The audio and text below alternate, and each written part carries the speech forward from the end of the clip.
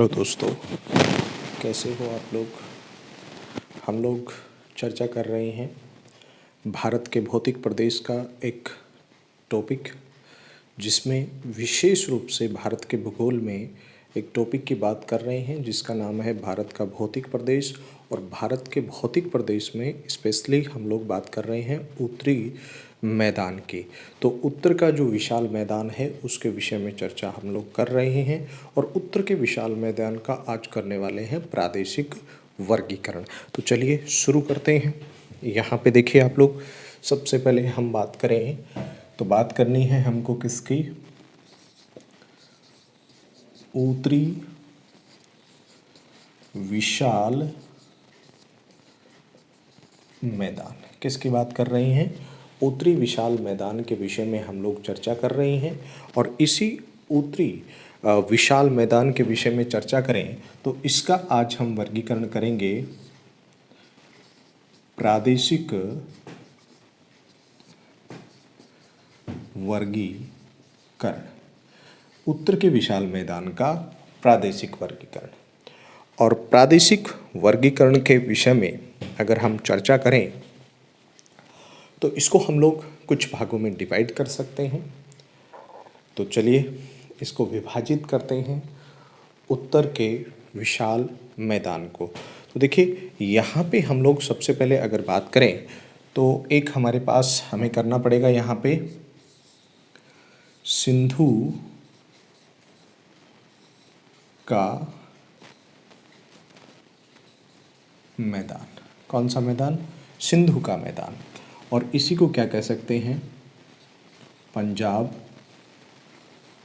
व हरियाणा का मैदान। भाई सिंधु के मैदान को ही क्या कह सकते हैं, पंजाब हरियाणा का मैदान कह सकते हैं। 2 नंबर करेंगे गंगा का मैदान। और 3 नंबर इसमें कर सकते हैं ब्रह्मपुत्र का मैदान। ब्रह्मपुत्र का मैदान। और 4 नंबर इसमें कर सकते हैं मरुस्थलीय मैदान, या इसको आप राजस्थान का मैदान भी कह सकते हो। ठीक है, तो कितने भागों में डिवाइड कर दिया, तो हमने मुख्य रूप से यहाँ पे इसको 4 भागों में डिवाइड किया है। कितने भागों में, 4 भागों में। तो 4 भाग हमने किए हैं, सिंधु का मैदान, गंगा का मैदान और ब्रह्मपुत्र का मैदान और मरुस्थलीय प्रदेश। तो सबसे पहले हम लोग चर्चा करेंगे यहाँ पे सिंधु के मैदान की। ठीक है, किसके करेंगे चर्चा, सिंधु के मैदान के विषय में हम लोग सबसे पहले यहाँ पे चर्चा करने वाले हैं। तो देखिए यहाँ पे अगर मैं बात करूँ कौन से मैदान की, सिंधु के मैदान की, तो देखिए यहाँ पे बड़े सीधे से प्रश्न आप लोगों के लिए यहाँ पे बन सकते हैं। तो देखो अगर सिंधु के मैदान की अगर बात हो तो देखिए सिंधु नदी तंत्र की भी यहाँ पे बात हो जाती है। सिंधु नदी तंत्र, ठीक है। अब ये जो सिंधु नदी तंत्र है तो आप मुख्य रूप से देखिए भारत की तरफ अगर बात करें तो यहाँ पे एक नदी है जिसका नाम है झेलम, एक नदी है चेनाब, एक है यहाँ पे रावी, एक है यहाँ पे व्यास नदी है। कौन सी नदी है, व्यास। और एक यहाँ पे नदी है सतलज। ठीक है, और ये जो नदियाँ हैं ये सिंधु की सहायक नदियाँ हैं। किसकी सहायक हैं, सिंधु की सहायक नदियाँ इनको अपन कहते हैं। और ये जो 5 नदियाँ हैं इनको हम लोग जो है वो पंच नद भी कहते हैं। क्या कहते हैं, पंचनद। और इसी पंचनद से मतलब इन्हीं 5 नदियों से इस क्षेत्र का नाम पड़ा था क्या, पंजाब। क्या पड़ा था, पंजाब पड़ा था। तो ये एक विशेष बात आपको देखने को मिल सकती है। तो पंजाब जो है विशेष रूप से 2 देशों में आपको देखने को मिल सकता है। एक कहाँ पे, पाकिस्तान, और एक कहाँ पे है, भारत में है। ठीक है, तो ये पंजाब आपको 2 जगह पे देखने को मिल सकता है, पंजाब वाला क्षेत्र। तो विशेष रूप से ध्यान रखने वाली बात ये है, ये जो सिंधु नदी तंत्र है, सिंधु व उसकी सहायक नदियों के द्वारा निर्मित जो तंत्र है उसी को सिंधु नदी तंत्र कहते हैं। और इन्हीं नदियों के द्वारा इस मैदान का निर्माण किया गया है, सिंधु के मैदान का, जिसको हम लोग जो है विशेष बात करें तो हम लोग पंजाब हरियाणा का मैदान भी कह सकते हैं। तो ऐसे कुछ प्रश्न आपको विशेष रूप से यहाँ पे देखने को मिलेंगे, जिसके बारे में हम लोग चर्चा कर रहे हैं। अब देखिए, इनके विषय में अगर मैं थोड़ा सा आप लोगों को समझाऊं यहाँ पे, तो एक बात गौर से आप सीखिए। ये जो सिंधु नदी तंत्र है ना, इसको वैदिक साहित्य में, कौन से साहित्य में, वैदिक साहित्य में सप्त सिंधु कहा गया है। वैदिक साहित्य में क्या कहा गया है, सप्त सिंधु कहा गया है सिंधु नदी तंत्र को। और फारसी साहित्य जेंद अवेस्ता में जो है सिंधु नदी तंत्र को विशेष रूप से क्या कहा गया है, हैप्ट हैंदव को बोला गया है। क्या बोला गया है, हैप्ट हैंदव। क्योंकि देखिए जो फारसी लोग थे ना, कौन, फारसी, ये फारसी लोग जो है वो से का उच्चारण क्या करते थे, है करते थे, है ना। जैसे सड़क को बोलेंगे हड़क, क्या बोलेंगे, हड़क। सड़क को क्या बोलेंगे, हड़क बोलेंगे। ठीक है, जैसे सासू को क्या बोलेंगे, हाउ बोलेंगे। आज भी हमारे जैसे पश्चिमी राजस्थान में बाड़मेर है, जैसलमेर है, वहाँ पे भी लोग जो है उससे का उच्चारण क्या करते हैं, है करते हैं। तो आपको ये चीज़ भी ध्यान में रखनी चाहिए। अगर सिंधु के मैदान की हम लोग बात करें तो आप देखिए यहाँ पे बड़ी सीधी सी बात आप लोगों के सामने आएगी। तो सबसे पहले मैं आप लोगों से यहाँ पे बात करूँगा इस नदी के विषय में थोड़ी सी। देखिए इस तरीके से अगर आप देखोगे, ये हमारा भारत हमें ऊपरी भाग देखने को मिलता है और यहाँ पे आप लोगों को एक झील देखने को मिलती है। और ये जो झील है इसका नाम पता है आपको, इसको कहते हैं मानसरोवर झील। और ये झील आपको ये भी पता होना चाहिए कि कहाँ पे है, तो आप कह सकते हो तिब्बत में है। और तिब्बत पे कब्जा किसका है, चीन का है, ये भी आप कह सकते हो। ठीक है, तो झील का नाम क्या है, मानसरोवर, तिब्बत में है। और तिब्बत किसके कब्जे में, चीन के कब्जे में, सीधी सी बात है। इसी के पास आपको कुछ ग्लेशियर देखने को मिलते हैं जिसको आप लोग कह सकते हो बोखर चू ग्लेशियर। कौन सा ग्लेशियर है, बोखर चू ग्लेशियर है। और इसी बोखर चू ग्लेशियर से आप लोग यूँ समझिए एक नदी निकलती है और उस नदी का जो नाम है, उस नदी का जो नाम है वो आप लोग कह सकते हो क्या है, सिंधु नदी है। इसी नदी को क्या कहोगे आप, सिंधु नदी कहोगे। ठीक है, इसी नदी को क्या कह दिया, सिंधु नदी कह दिया, जो कि आपको विशेष रूप से क्या रखना है, ध्यान में रखना है। दूसरा देखो यहाँ पे ये जो सिंधु नदी है, ये इधर हम लोग, ये हमारी जो लद्दाख श्रेणी है उसको काट करके भारत में क्या करती है, प्रवेश करती है। हालांकि इसके एक तरफ जो है ये लद्दाख है और दूसरी तरफ यहाँ पे देखें तो एक श्रेणी है जिसको बोलते हैं जास्कर श्रेणी। ठीक है, और ये जो सिंधु नदी है, सिंधु में एक नदी है हमारी जिसको बोलते हैं झेलम। क्या बोलते हैं, झेलम। ये जो नदी है इसका नाम है झेलम। ठीक है, इसको झेलम कह दिया। एक नदी यहाँ हिमाचल प्रदेश से निकलती है जिसका नाम है चेनाब। क्या नाम है, चेनाब। तो ये जो नदी है इसका नाम है चेनाब। ठीक है, अब देखो आप दूसरी एक नदी यहीं हिमाचल प्रदेश से निकलती है जिसका नाम क्या है, रावी है। क्या है, रावी। इसको क्या कहते हैं, रावी कहते हैं। ठीक है, इसके बाद में एक नदी यहीं हिमाचल प्रदेश से निकलती है जिसका नाम है व्यास। कौन सा, क्या नाम है बताओ, व्यास।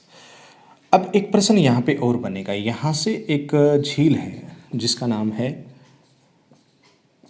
राकश ताल झील, क्या नाम है उसका, राकसताल, ये भी तिब्बत में है।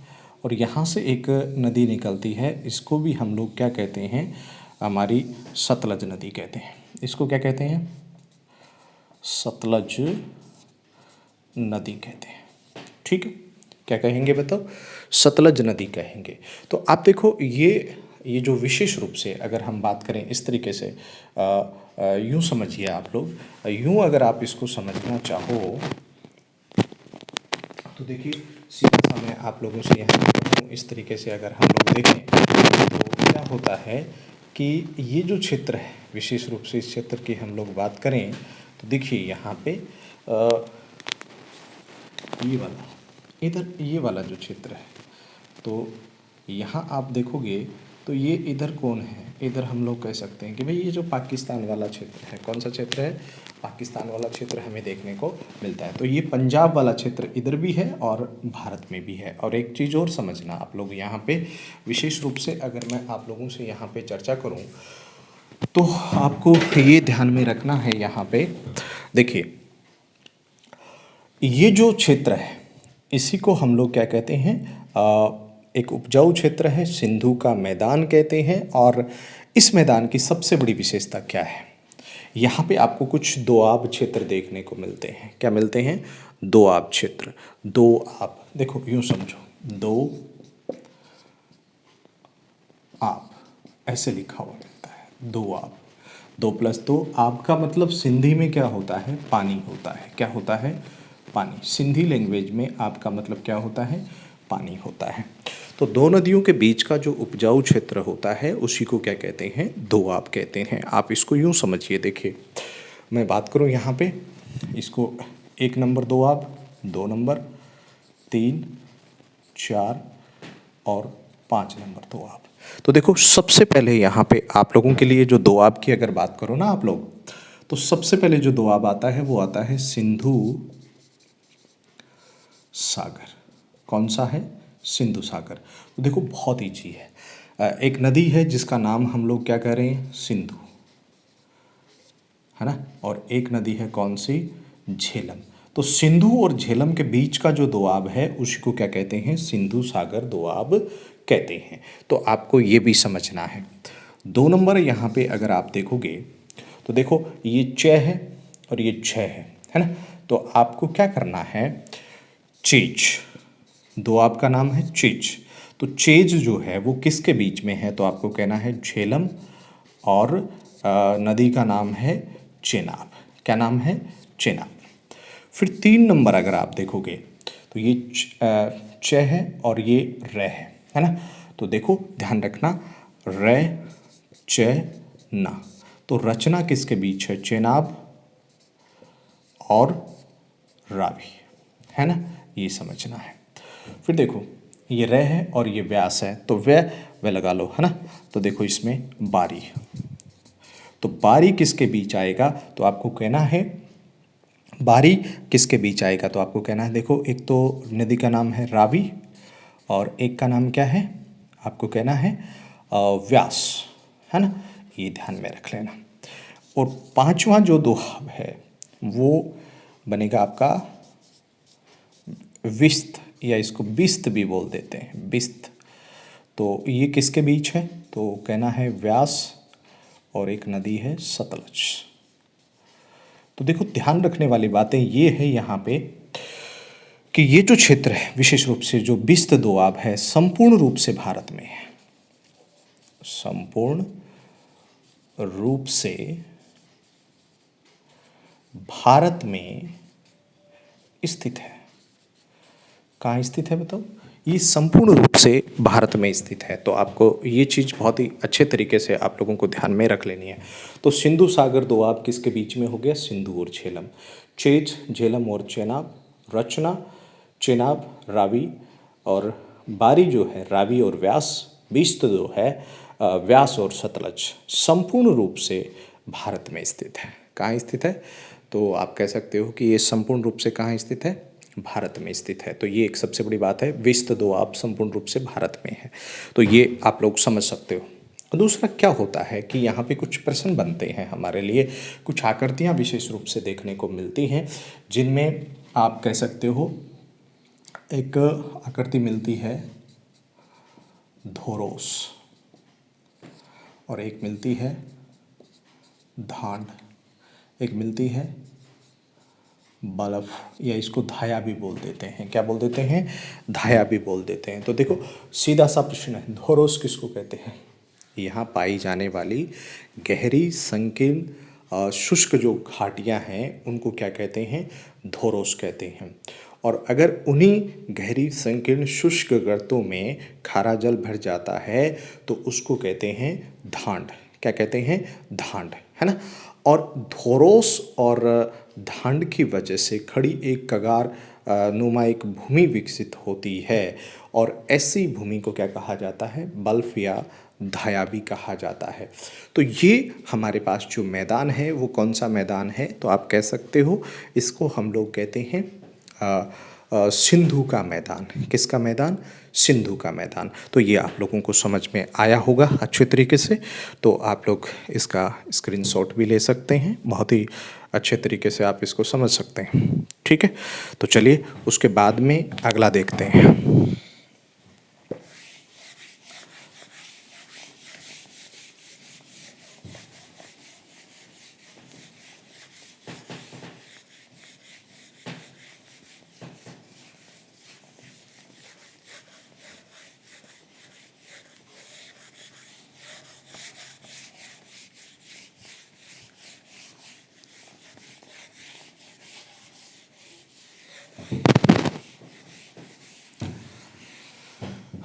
अब देखिए उसके बाद में अगर मैं बात करूं आपसे तो वो आपका मैदान होगा कौन सा? आप यूं समझ लीजिए गंगा का मैदान। कौन सा मैदान? गंगा का मैदान। और इसका निर्माण किसने किया है? गंगा व सहायक नदियों द्वारा, मतलब गंगा व उसकी सहायक नदियों के द्वारा इस मैदान का क्या किया गया है? निर्माण किया गया है। ये बड़ी बात है। और दूसरा इसमें ये है कि गंगा का मैदान भारत का एक ऐसा उपजाऊ मैदान है जो कि बहुत बड़े जनसमूह का भरण पोषण करता है। और उसके साथ साथ आपको ये भी जानना चाहिए, हमारे एक अर्थशास्त्री दादा भाई नौरोजी ने जो अंग्रेज़ों की भारत में जो नीतियाँ थी उन नीतियों को लेकर के उन्होंने एक बार एक स्टेटमेंट दिया था कि अंग्रेज जो है हमारी गंगा नदी के जल को स्पंज में भर के टेम्स नदी में निचोड़ रहे हैं। मतलब अपने मातृ राष्ट्र को लाभ पहुंचा रहे हैं और भारत को नुकसान पहुंचा रहे हैं। ऐसा कहना था किसका? दादा भाई नौरोजी का। तो ये भारत का बहुत बड़ा एक उपजाऊ मैदान है जिसकी मृदा कैसी है? देखो सीधी सी बात है, इसकी जो मृदा आपको मिलेगी वो कैसी होगी? जलोढ़ होगी। कैसी होगी? जलोढ़। और ध्यान रखने वाली बात ये है कि जलोढ़ मृदा भी दो प्रकार की होती है, एक होती है नवीन और एक होती है पुरानी। तो नवीन जो होती है वो तो कहलाती है खादर मृदा और जो पुरानी होती है वो कहलाती है बांगर मृदा। क्या कहलाएगी बताओ? बांगर मृदा। तो ये चीज़ भी आपको ध्यान में रख लेनी है। कौन से मैदान के विषय में? उत्तर के विशाल मैदान में गंगा के मैदान के विषय में। ठीक है। और ये जो गंगा का मैदान है विशेष रूप से आपको देखने को मिल सकता है उत्तर प्रदेश, बिहार, पश्चिमी बंगाल, है ना। तो यहाँ पे आपको ये विशेष रूप से उत्तर का विशाल मैदान का जो गंगा का मैदान है वो आपको देखने को मिल सकता है। और इस गंगा के मैदान का जो पश्चिमी भाग है, कौन सा भाग? पश्चिमी भाग।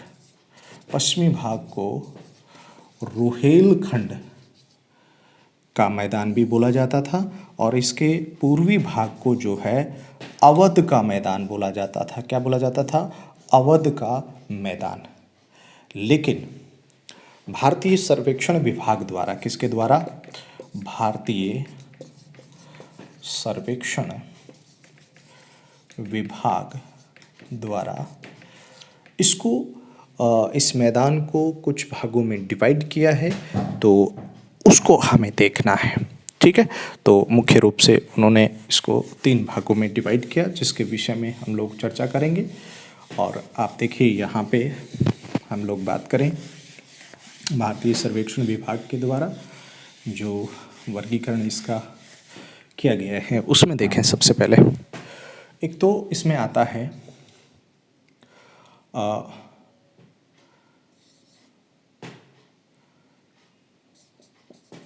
ऊपरी गंगा का मैदान, एक आता है मध्य गंगा का मैदान, और एक रख सकते निम्न गंगा का मैदान। कौन सा? निम्न गंगा का मैदान। तो कितने भागों में? 3।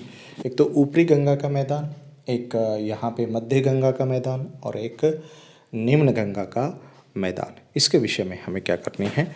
चर्चा करनी है। ठीक है, तो सबसे पहले गंगा के विषय में बात करें हम लोग। देखिए यहाँ पे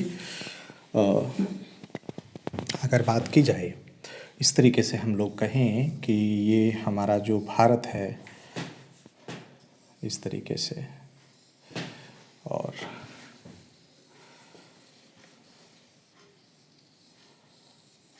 देखिए यहाँ अगर हम बात करें तो हमारी जो गंगा नदी है वो हमें इस तरीके से यूँ दिखाई देती है।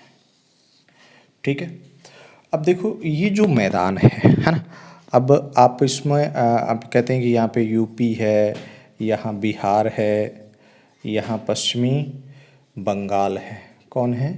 पश्चिमी बंगाल है, ध्यान रखना। अब होता क्या है कि पहले इसको 2 भागों में डिवाइड किया जाता था। तो एक तो रुहेलखंड का पश्चिमी भाग, तो कौन सा? जैसे यूं करें, देखो ये पश्चिमी भाग तो क्या कहलाया? रुहेलखंड, रुहेलखंड का मैदान।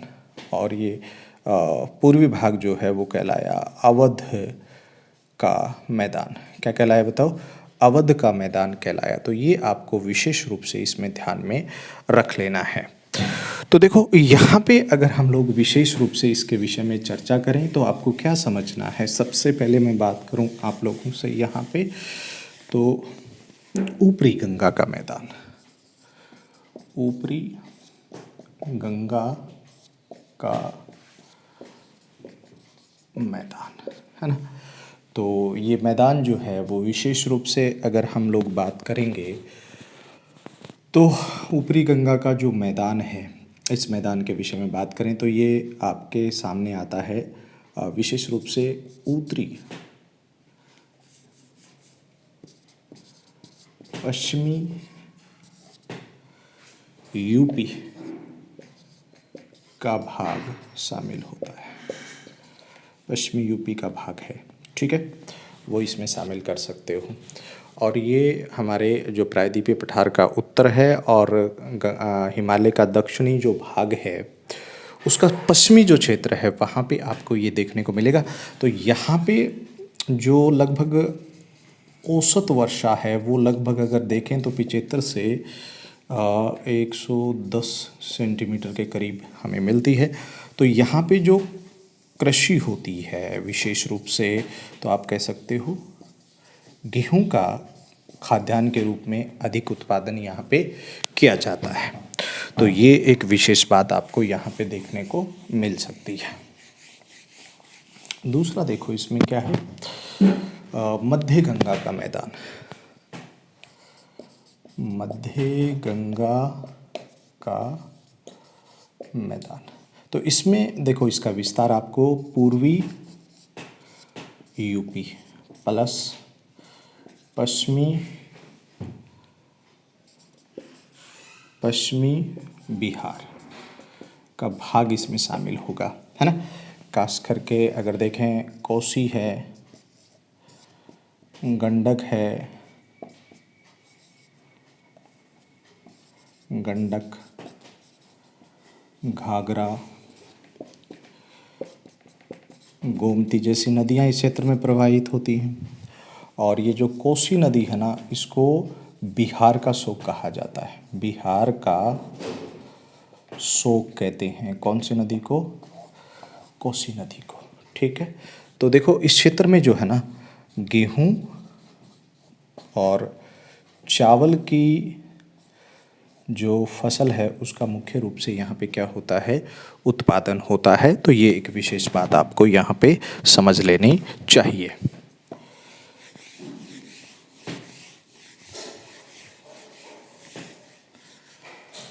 उसके बाद में देखिए यहाँ पे एक प्रश्न बन सकता है, निम्न गंगा का मैदान। निम्न गंगा का मैदान, देखो इसमें कैसे प्रश्न बनेंगे। तो पूर्वी बिहार प्लस पश्चिमी बंगाल को आप इसमें शामिल कर सकते हो। और वर्षा अधिक होती है। वर्षा क्या होती है? अधिक होती है यहाँ पे, है ना। तो यहाँ मुख्य जो खाद्यान्न फसल है वो चावल है। चावल की फसल का यहाँ पे अच्छा उत्पादन होता है। साथ में जूट की फसल का उत्पादन होता है, जिसको पटसन भी कहते हैं और सोने का रेशा भी बोला जाता है। जूट को क्या बोलते हैं? सोने का रेशा भी कहते हैं। तो ये भी एक प्रश्न यहाँ पे देखने को मिल सकता है। यहाँ पे कुछ प्रश्न बनते हैं, जैसे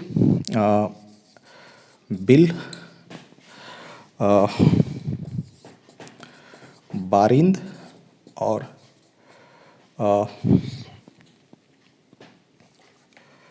देखिए यहाँ पे आपको कुछ प्रश्न देखने को मिल सकते हैं, बिल और बारिंद। तो देखो बिल किसको कहते हैं? देखो निम्न गंगा के मैदान में पाए जाने वाली दलदली जो भूमि होती है उसको बिल कहते हैं। और यहाँ कुछ टीलेनुमा अगर भूमि मिलती है तो उसको चर कहते हैं।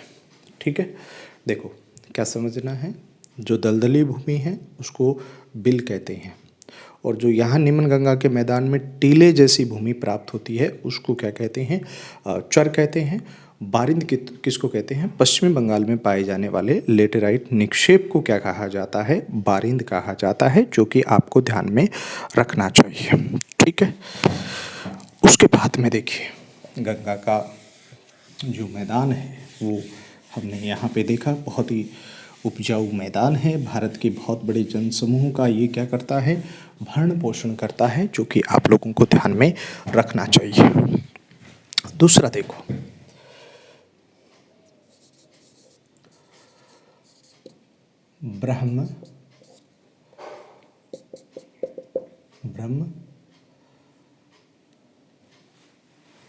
ब्रह्मपुत्र का मैदान।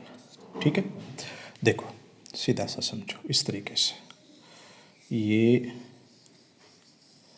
हमारा भारत है और इस तरीके से हम लोग बात करें। देखो यहाँ पे एक ग्लेशियर है जिसका नाम है चेमोयुंगडुंग। ग्लेशियर का नाम है चेमोयुंगडुंग, तिब्बत में है। और यहाँ से एक नदी निकलती है, और इसी नदी को जो कि बाद में बांग्लादेश में किस में मिलती है? गंगा में। तो ये नदी का नाम है, यहाँ जो है सांगपो कहते हैं। यहाँ पे सांगपो, ये जो है यहाँ पे सांगपो कहते हैं तिब्बत में। वैसे इसका नाम है हमारे असम में इसको क्या कहते हैं? ब्रह्मपुत्र कहते हैं। ठीक है, तो इस ब्रह्मपुत्र के मैदान को हम लोग असम का मैदान भी कह सकते हैं। असम का मैदान भी कह सकते हैं। ठीक है, तो असम का मैदान मुख्य रूप से इसलिए कहते हैं, यहाँ पे आपको देखने को मिलेगा असम का मैदान। इस नदी की सबसे बड़ी स्थिति क्या है? ये नदी जो है वो गुम्फित या गुंथित व्यवहार करते हुए नदीय द्वीपों का निर्माण करती है। नदीय द्वीपों का निर्माण करती है। और नदीय द्वीपों का निर्माण में अगर बात करें तो विश्व का सबसे बड़ा नदीय द्वीप है माजुली। कौन सा है? माजुली द्वीप। और ये जो माजुली द्वीप है ये विश्व का सबसे बड़ा द्वीप है और ये असम में है और ये असम का एक जिला भी घोषित हो गया है। और इससे पहले माजुली द्वीप, देखिए कौन सा द्वीप है, माजुली द्वीप, इससे पहले विश्व का सबसे बड़ा द्वीप माना जाता था मजारो, जो कि कहाँ पे है, दक्षिणी अमेरिका के अमेजन नदी में देखने को मिलता है। कौन सा, मजारो। तो ध्यान रखना ब्रह्मपुत्र नदी क्या करती है, घुमपित व्यवहार करते हुए नदीय द्वीपों का निर्माण करती है, ये इसकी सबसे बड़ी विशेषता, इसको असम का मैदान भी कहते हैं। तो चलिए दोस्तों आज के लिए इतना। जो मैदान राजस्थान का मैदान है या मरुस्थलीय मैदान है उसके विषय में चर्चा करेंगे हम लोग अगली कक्षा में विस्तार पूर्वक। तब तक के लिए जय हिंद, जय भारत।